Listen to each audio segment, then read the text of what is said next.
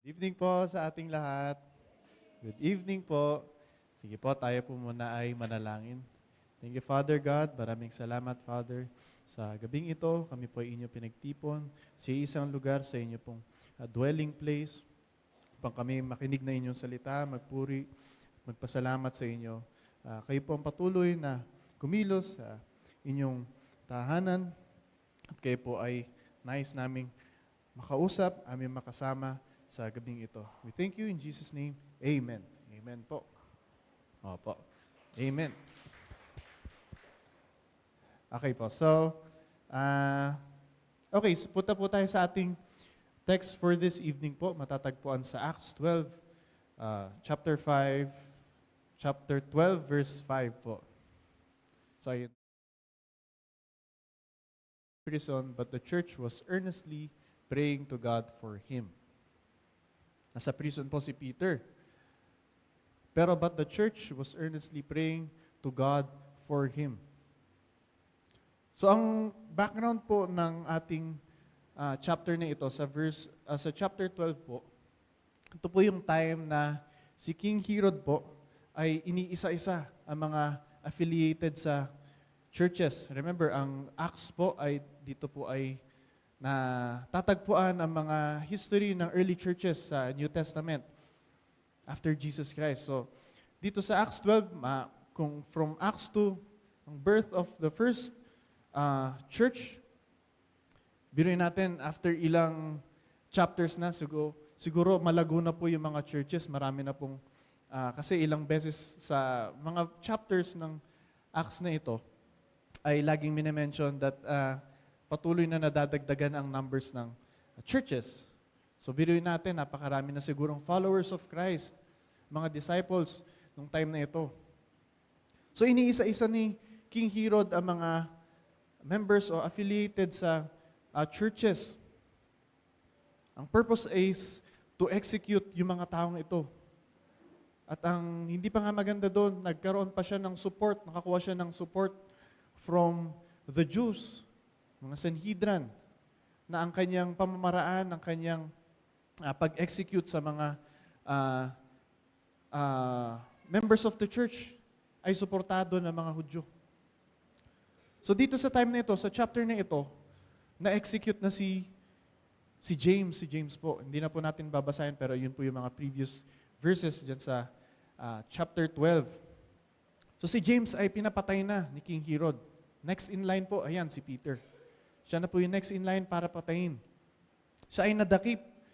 Siya ay nahuli. Siya ay na-imprison. Ayan po. At alam po natin ang next na mangyayari kung hindi nag-pray ang mga kanyang kapatiran sa church. Siguro siya ay napapatay na. So Peter was in a difficult situation. Siya ay held in prison.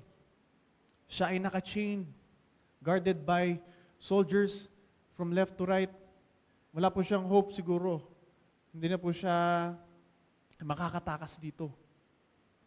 Pero important doon, but the church was earnestly praying to God for him.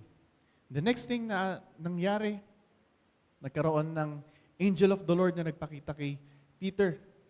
Ini-strike yung kanyang chains at yung kanyang shackles ay nahulog. Sinabi sa kanya, "Follow me."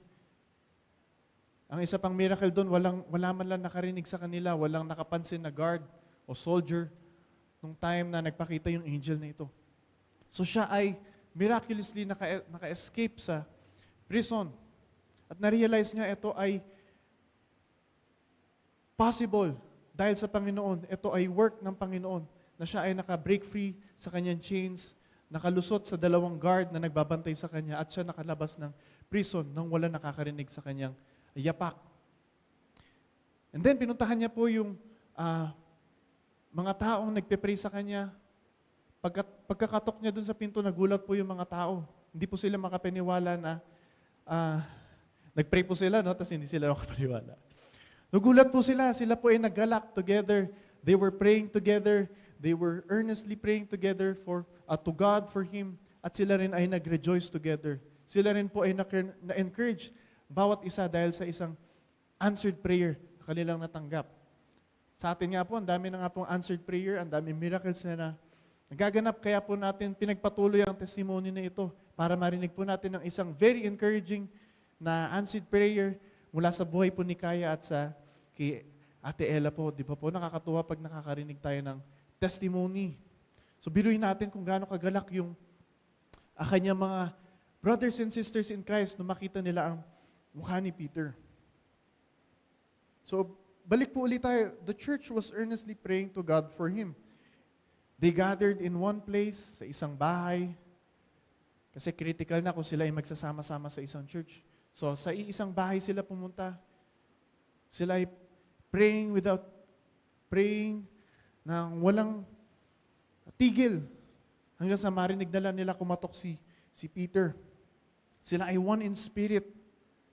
Nananalangin sa Diyos, praying to God para sa isang miracle na ito. So yung idea ng earnest, ito ay nagpipicture ng isang someone stretching out all they can for something. Sabi po ni MacArthur, yung verb na ektenos is related to, yung ektenos po ay yung ginamit dun sa word na earnestly. Ito ay related sa ektenes, isang medical term describing the stretching of a muscle to its limits. Sounds familiar po, yung stretching of muscle? Baka hindi po. So ito ay ginamit rin, yung word na ektenes, ay ginamit rin ni Luke nung sinulat niya ang agonizing prayer of Jesus Christ sa Garden of Gethsemane. And pag naririnig po natin yung prayer ni Jesus sa Garden of Gethsemane, alam po natin na ito ay very passionate, ito ay earnestly nananalangin sa ating Ama. So ganoon na lang po ang imagine natin dun sa church, nung sila ay nananalangin for Peter. So sometimes sa mga Christians po, maaring sabihin po nila na minsan meron po mga prayers na hindi po effective. Bakit po kaya? Kasi pag sinasabi po nating earnestly praying, ito ay nagde-demonstrate ka na ikaw ay passionate dun sa things na gusto ng Panginoon. Ito ay patuloy mo yung pinapanalangin. Kung ito man ay kagalingan, ito man ay salvation ng iyong kaibigan o ng iyong family, makikita sa iyong actions kung ikaw man ay totoo dun sa iyong pinapanalangin, kung ito man ay talagang galing sa puso mo. Hello. So ano man po ang sitwasyon ng ating brothers and sisters, ng ating mga kakilala, ng ating sarili, alam po natin na ang buhay ay hindi biro. Di ba po? Meron tayong sarili-sariling trials. So when we gather together as believers of Christ, pag tayo nag-pray, tayo ay nag-encourage, encouraging one another and building up another. Building one another. Sabi sa 1 Thessalonians 5:11, di ko na po na-include.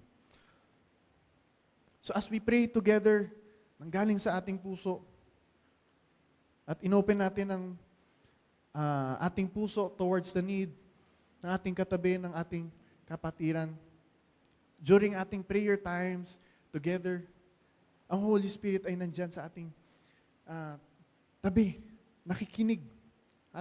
Ang Holy Spirit will often speak to each of us at papakita niya maaring in a vision or during prayer, maaalala mo na itong taong ito. Minsan, di ba po, pag nagpe-pray po tayo, biglang may naaalala po tayong tao.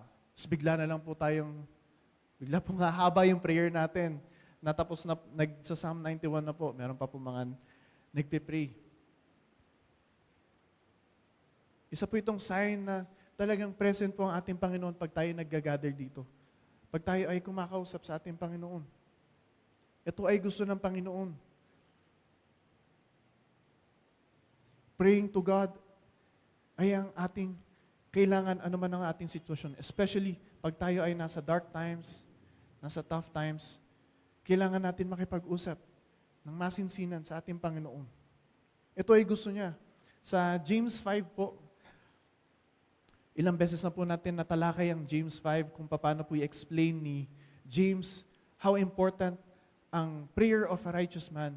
Ito ay very effective, ito ay powerful. Bakit po? Sabi sa Proverbs 15:8, the prayer of the upright pleases the Lord. The Lord detests the sacrifice of the wicked, but the prayer of the upright pleases the Lord. So punta po tayo sa James na mention po ni James dito in chapter 5 verse 17, isang example ng isang ordinaryong tao na nag-earnestly praying for something. Sabi doon, Elijah was a human being, even as we are. He prayed earnestly that it would not rain, and it did not rain on the land for 3.5 years. Again, he prayed, and the heavens gave rain, and the earth produces its crop. So ito po ay isang example na gusto pong ipakita ni James kung gaano po ka-effective ang prayer. Dito po sa verse na ito, isang tao lang po ang pinag-uusapan natin, si Elijah po. Paano pa po kung 2 o 3 righteous man? Ito po ay nakakalugod sa Panginoon. Ito ay papakinggan ng ating Panginoon. Ito po ay pinaalala ni Jesus in Matthew 18:19.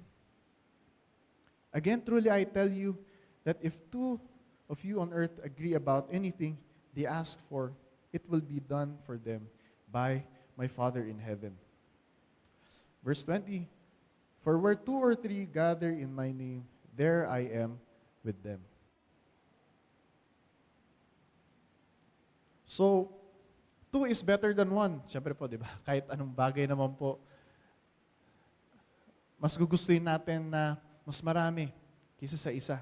At ganoon din po ang Panginoon. Although ina-answer niya, siya ay magpapakita ng miraculous work pag ikaw ay nanalangin. How much more pag tayo ay together dito, one in spirit, nananalangin para sa isang soul, para sa isang bagay, para sa ating church, para sa isa't isa. Ang Panginoon po ay natutuwa dito. And sa ating text this evening, pinakita doon na how important ang pag-gather ng isang family of Christ sa church. How important na isang church, one in spirit, praying to one God para kay Peter. Di ba po nakaka-encourage rin para sa atin? Pag may naririnig rin tayo mga testimonies, how effective prayer is. So pag tayo po ay nag-gather mamaya, pag tayo po ay kasama natin ang ating prayer partners, ito po ay ating isipin that God is with us, especially pag tayo ay nananalangin, tumatawag sa Kanyang pangalan. And He will indeed answer our prayers. Pakita lang natin ang ating puso na earnestly nananalangin para sa ating mga desires, ating mga prayer request. Ito po ay ating i-present sa ating Panginoon. Tayo po ay mag-demonstrate ng earnest prayer sa harap ng ating Panginoon. Amen po? Amen. Tayo po ay manalangin. Thank you, Father. Thank you, Jesus. Thank you, Holy Spirit. Maraming salamat for this wonderful evening that you have reminded us how important it is for us to gather as a family, as brothers and sisters in Christ. Kami po ay patuloy na tumatawag sa inyong pangalan. Kayo po ay patuloy na kumatagpo sa amin. Ano man po ang aming iniisip, ano man po ang aming nasa puso, ano man po ang aming sitwasyon. Kayo po ay all-knowing. Alam po namin na kayo po ay napiplease pag kami po ay tumatawag sa inyong pangalan. And as we gather tonight, after our praise and worship, kayo po ang patuloy na sumama sa amin. And remind us also ang mga things that we need to pray to. Mga tao na amin pong kailangan ilapit. Kayo po ang patuloy na magpakita sa amin ito. And may our ears maging open po, aming puso maging open para po sa burden ng bawat isa. Kayo po ang patuloy na sumama sa amin. We thank you, Father, in Jesus' name. Amen.